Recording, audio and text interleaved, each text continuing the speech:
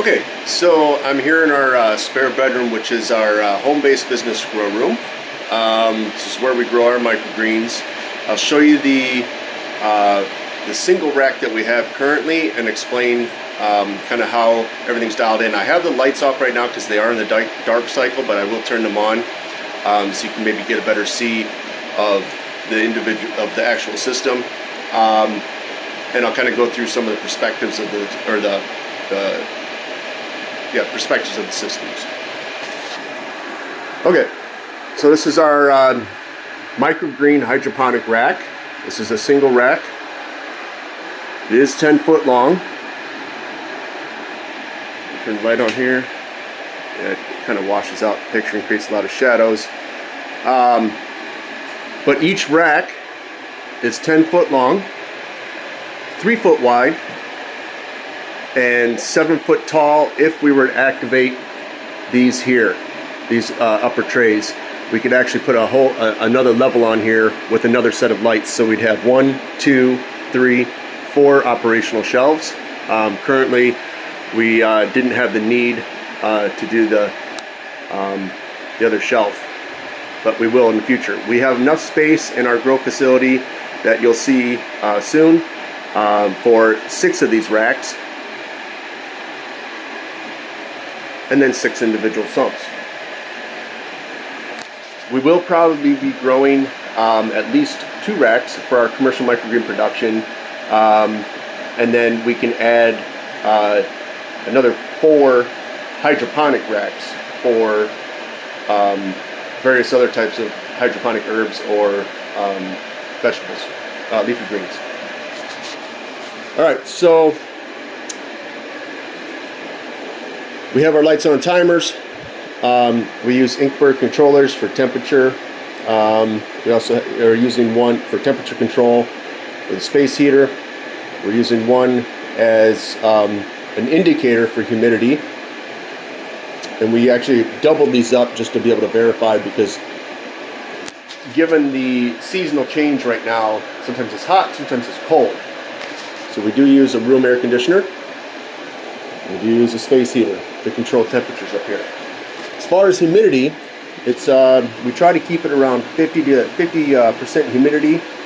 I know microgreens are capable generally around 45 to 55% humidity, but that humidifier, or dehumidifier, I'm sorry, is what we're using currently to control the humidity in this room. I'm sure she's got it probably set at 45.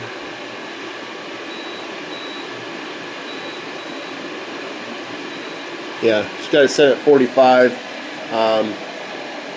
And I believe it's like 49 in here right now. So it's not really keeping up. She sized it based upon the room, not on the potential humidity being added to the airspace. So that's something that we need to figure out, which brings up a whole other question on how to do that. The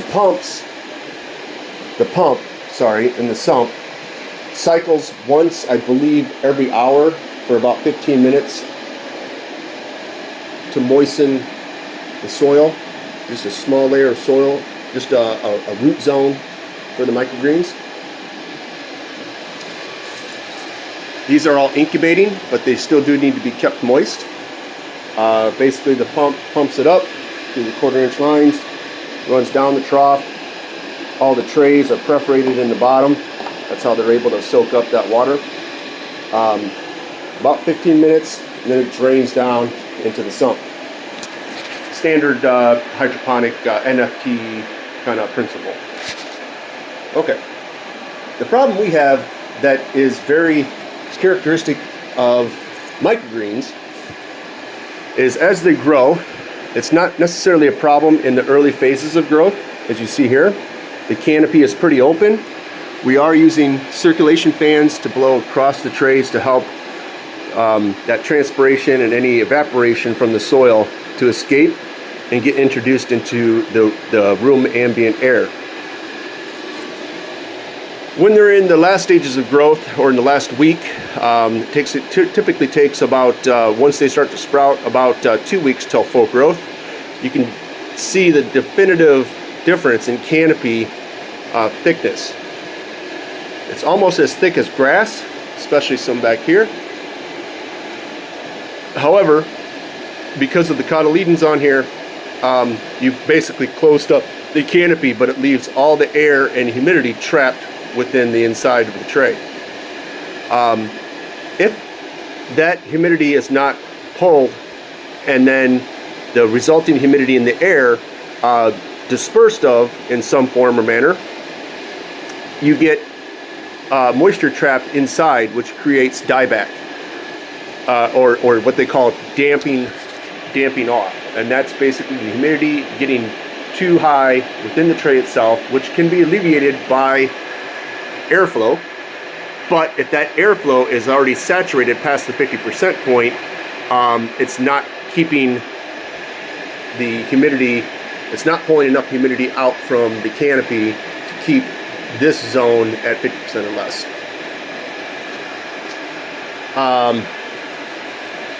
What else? Let me pause here for a second. Okay, so this tray right here is a typical damping off or dieback that we experience, and a lot of other microgreen growers experience. What happens is that moisture, it gets too moist underneath here, and you get basically almost like a fungus or a root rot that causes the microgreens to basically die off, and that will spread if you don't control it.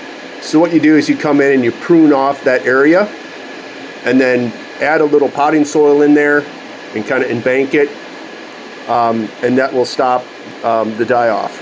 Unfortunately, we caught this tray a little too late, and that's what you have left. This one here, remove this one, is another good example of damping off that we've attempted to control. As you can see here, if you look underneath here,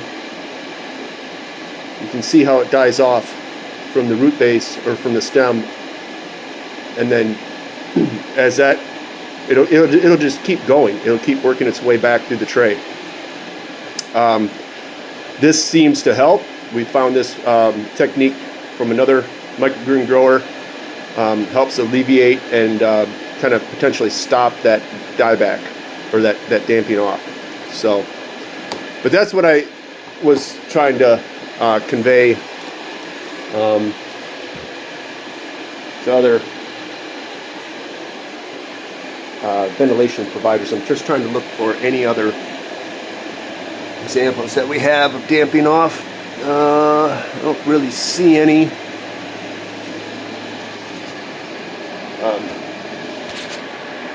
We haven't had that huge of an issue because, especially going into the summer season, the air conditioner helps regulate that humidity content within the room, as well as the dehumidifier.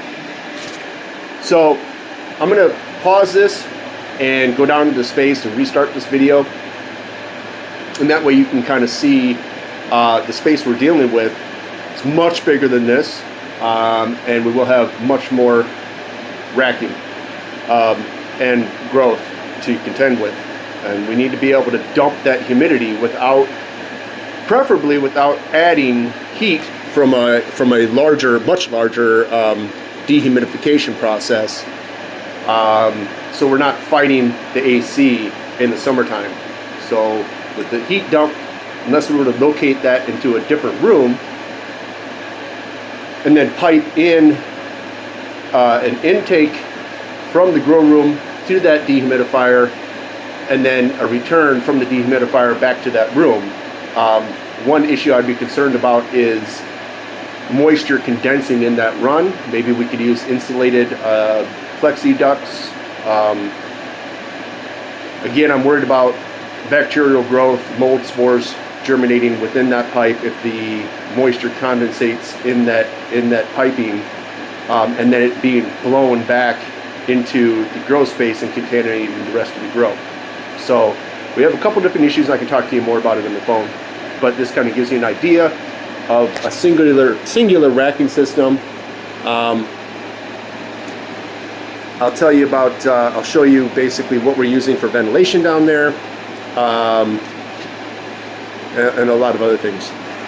But we could